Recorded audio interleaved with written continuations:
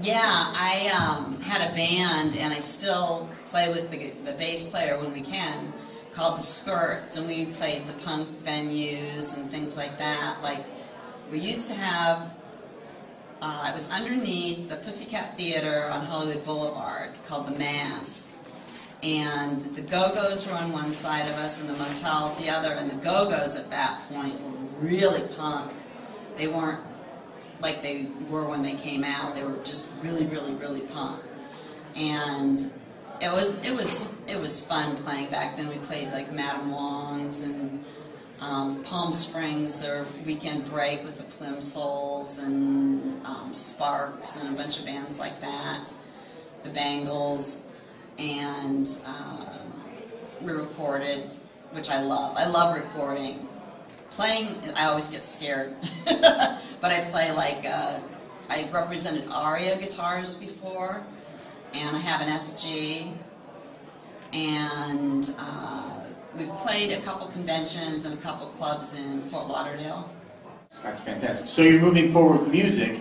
Do you have any projects, film-wise, in the works coming up maybe that you would like to share some information, or do you want to keep some top secret? Oh. Well, I've got something coming up that I'm doing with Joe Hollow, who's becoming a name now. He just finished Cut, and I did Bloodstruck with them, and I'm producing, and I'm in a film called Disciples, which it looks like Sybil Danning wants to be in, and Ed Neal I got, and a bunch of other people, Camden Toy.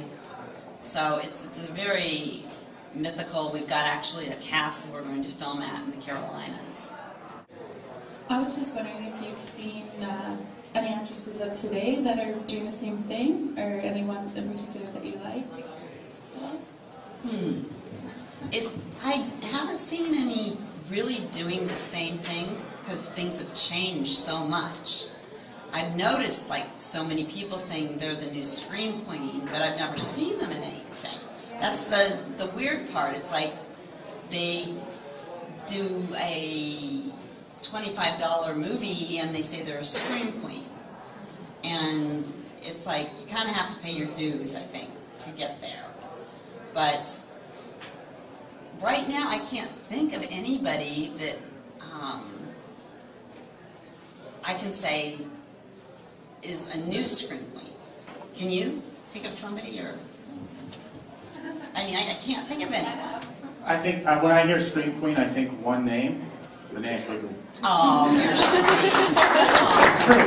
It is true. 100%.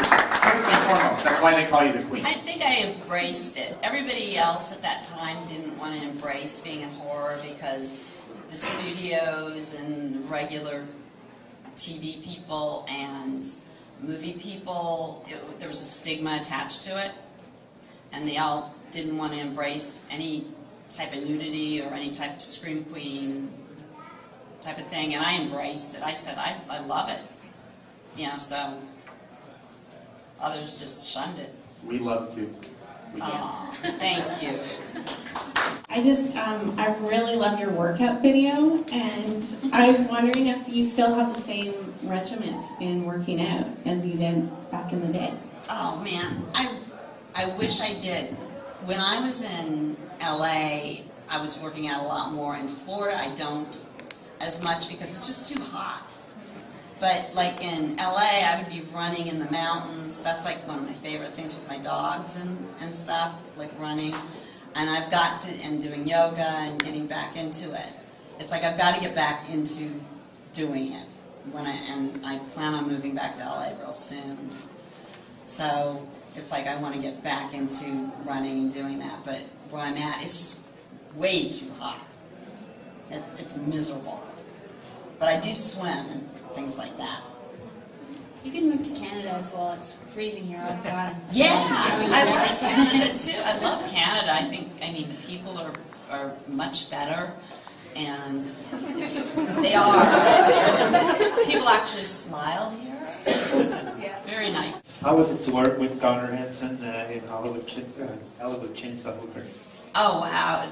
I was like so excited because I love Texas Chainsaw Massacre, and I was really excited when I heard I was going to be working with him. I was actually kind of scared, and he was like the nicest guy. In fact, my battery went dead the first day, and he helped start my car and did all this, but I was intimidated, and he's, you know, a big guy, and he ended up being the sweetest guy. And I told him, I said, you know, you've been in Maine, and if you start doing conventions, people would like line up. And he's like, really? Why would they? I've only done this one thing.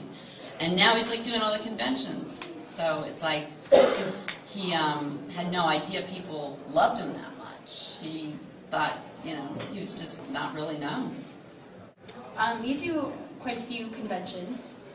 When did you realize the extent of your fan base? I mean, did you spoke to one actress once who literally said she typed her name into Google and she had hit her that she could actually, you know, that she had this crazy fan base, and she sort of came out of hiding. So when was that moment for you when you realized how, you know, iconic you are? Well, it was before computers and stuff, but I went to my first Fangoria convention. That was the very first convention I'd ever gone to in LA.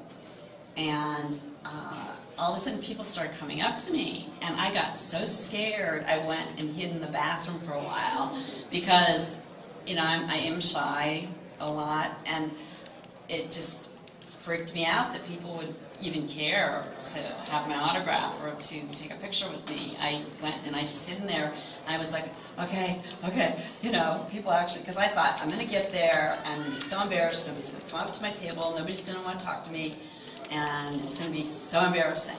And so it was the opposite. Yeah. And that's how I knew.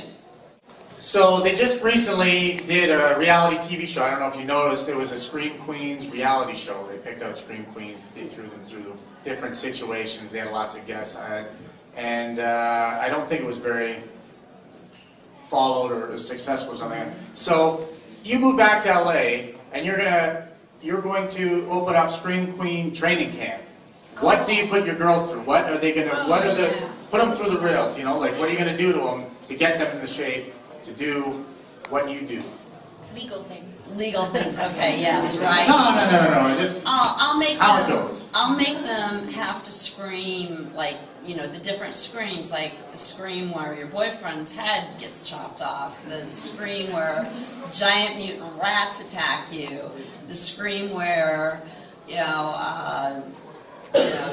you're going to be attacked with an axe, so that they would learn there's different screams, you know, and different moments and pauses and things like that, you know, like, you know, you just like have to be like, you know, one scream, your boyfriend's head gets chopped off would be more like, ah! You know, and like another scream where the mutant rats are after you would be like,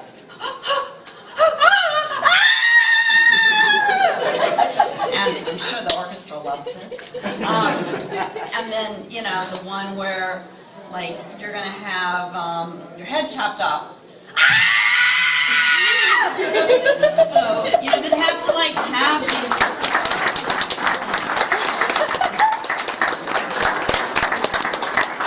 You know, not just monotone screaming. And then, of course, you know, doing a little bit of track and field.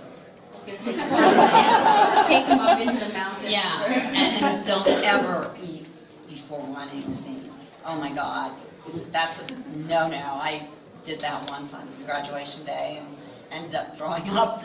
So when you have a running scene from, you know, they're going to run you to death with all these angles and stuff, don't eat beforehand, at least a lot. It's a pretty good list. Yes. And all those screams were distinctly different. Yeah, right. Thoroughly impressed. Wow. Thank you so much for taking the time to speak with me and all of us. Again, on behalf of Shock Stop, I'd like to thank you, Linnea Quigley. Oh, well, thank you. And It's also nice. Lianne Spiderbaby of Fangoria. Thank you again for taking part in this. And thank you for watching.